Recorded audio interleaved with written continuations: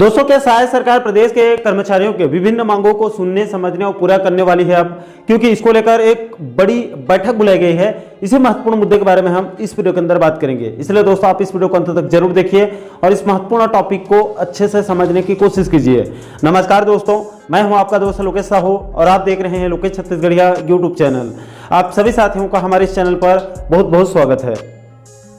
दोस्तों, दरअसल पूरा मामला यह है कि बीजेपी ने चुनाव पूर्व अपने जन घोषणा पत्र में, यानी कि मोदी की गारंटी में वादा किया था कि सरकार बनने के 100 दिनों के अंदर अंदर एक कमेटी गठित किया जाएगा, जिसमें प्रदेश के कर्मचारी संगठनों के पदाधिकारियों को भी शामिल करने की बात कही गई थी। इसके बाद जब राज्य में बीजेपी की सरकार बन गई तो कर्मचारियों की विभिन्न समस्याओं के निराकरण के लिए 100 दिनों के अंदर अंदर 13 मार्च 2024 को निहारिका बारिक जी की अध्यक्षता में एक कमेटी का गठन भी किया जा चुका है। हालांकि दोस्तों, इस कमेटी में अभी तक किसी भी कर्मचारी संगठन को सदस्य के रूप में शामिल नहीं किया गया था। इसको लेकर अलग अलग संगठनों की तरफ से लगातार मांग भी किया जा रहा था।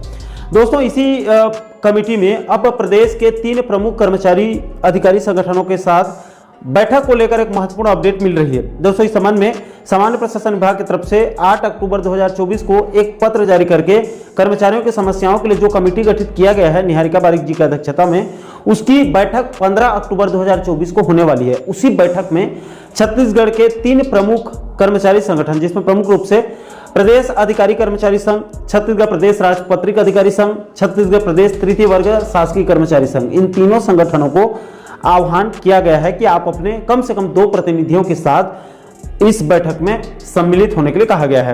दोस्तों, इस बैठक में प्रदेश के अलग अलग विभागों के नियमित कर्मचारियों के विभिन्न समस्याओं को कमेटी के समक्ष रखा जाएगा।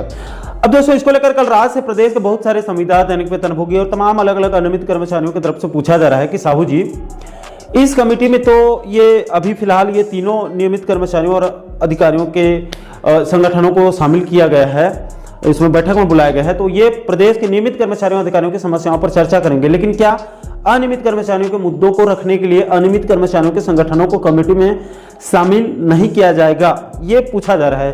तो दोस्तों, सबसे पहले तो आपकी जानकारी के लिए बता दूं कि निहारिका बारिक जी की अध्यक्षता में जो 5-6 सदस्यीय कमेटी का गठन किया गया है, उसमें अभी तक किसी भी कर्मचारी संगठन को परमानेंट रूप से इसमें सदस्य के रूप में शामिल नहीं किया गया है। हो सकता है आने वाले दिनों में परमानेंट शामिल कर लिया जाएगा, वो अलग बात होगी आने वाले समय में, आने वाले दिनों में। लेकिन अभी फिलहाल इस कमेटी में किसी भी कर्मचारी संगठनों को सदस्य के रूप में परमानेंट शामिल नहीं किया गया है। और ये तीनों संगठनों को 15 अक्टूबर 2024 को दोपहर 3 बजे जो बैठक होगी उसमें चर्चा करने के लिए कमेटी के बैठक में बुलाया गया है। कुछ जानकारों का कहना है कि अभी प्रदेश के नियमित कर्मचारी और कुछ शिक्षक संगठनों के 1-2 पदाधिकारियों को भी इसके बाद जो बैठक होगी उस बैठक में बुलाकर उनकी समस्याओं पर भी एक बार सुनने का प्रयास किया जा सकता है। उसके बाद प्रदेश के दैनिक वेतनभोगी, संविदा कर्मचारी संगठन सहित प्रदेश के तमाम अलग अलग अनियमित कर्मचारी संगठनों के 2-3 प्रमुख पदाधिकारियों को भी आगामी बैठक में भी बुलाकर अनियमित कर्मचारियों की समस्याओं को सुनने और समझने का भी प्रयास किया जा सकता है। इसकी भी पूरी संभावनाएं दिख रही है। दोस्तों, आपकी जानकारी के लिए यह भी बता दूं कि इसी कमेटी में छत्तीसगढ़ संयुक्त अनियमित कर्मचारी महासंघ के प्रदेश अध्यक्ष रवि गढ़पाले को सदस्य के रूप में शामिल करने की मांग को लेकर महासंघ के कार्यकारी प्रदेश अध्यक्ष सौरभ मिश्रा और महासंघ के अन्य पदाधिकारियों ने बीते दिनों बीजेपी जन घोषणा पत्र समिति के संयोजक और दुर्ग सांसद विजय बघेल जी से मुलाकात करके उनको ज्ञापन सौंपकर मांग किया गया था कि प्रदेश के नियमित अनियमित कर्मचारियों की समस्याओं के निराकरण के लिए निहारिका बारिक जी की अध्यक्षता में जो कमेटी गठित किया गया है, उस कमेटी में महासंघ के प्रदेश अध्यक्ष रवि गढ़पाले को भी सदस्य के रूप में शामिल करने की मांग रखी गई थी। इसके बाद इस मुद्दे को दुर्ग सांसद विजय बघेल जी ने तत्काल संज्ञान में लेकर सीएम साहब को एक पत्र लिखकर निहारिका बारिक जी की अध्यक्षता में बनी कमेटी में महासंघ के प्रदेश अध्यक्ष रवि गढ़पाले को भी सदस्य के रूप में शामिल करने के लिए सीएम को पत्र लिखकर जो है वो इसकी मांग किया गया है।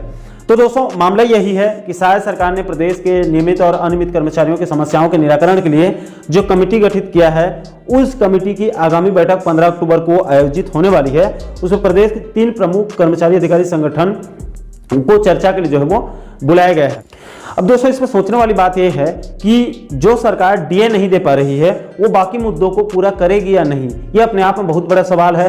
और साथ ही साथ ये भी देखना होगा कि सहायक सरकार के कमेटी का फाइनल रिपोर्ट कितना जल्दी आता है और सरकार कब तक उस कमेटी के रिपोर्ट को अमल करती है, उसको धरातल में लागू करती है, ये भी अपने आप में बहुत बड़ा सवाल है, जिसका जवाब भविष्य के गर्त में छुपा हुआ है, आने वाले समय में ही पता चल पाएगा। बाकी दोस्तों, इस पूरे मामले को लेकर आप लोगों की क्या राय है? आपको क्या लगता है, शायद सरकार के इस कार्यकाल में इस कमेटी का रिपोर्ट आ पाएगा या फिर इसका भी वही हश्र होगा जो पिछले कमेटियों का हो चुका है, जिनका आज के तारीख में कोई अता पता नहीं है? इस पूरे मुद्दे को लेकर आपके जो भी राय होंगे, आप नीचे कमेंट बॉक्स में अपनी अपनी प्रतिक्रिया आप लोग जरूर साझा कीजिएगा।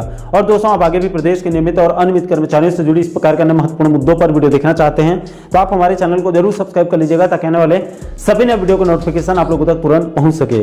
दोस्तों, अभी के लिए फिलहाल इस वीडियो में इतना ही, मुझे दीजिए इजाजत। मैं मिलता हूं आपसे एक और महत्वपूर्ण मुद्दे के साथ, महत्वपूर्ण टॉपिक के साथ। तब तक के लिए जय हिंद, जय छत्तीसगढ़।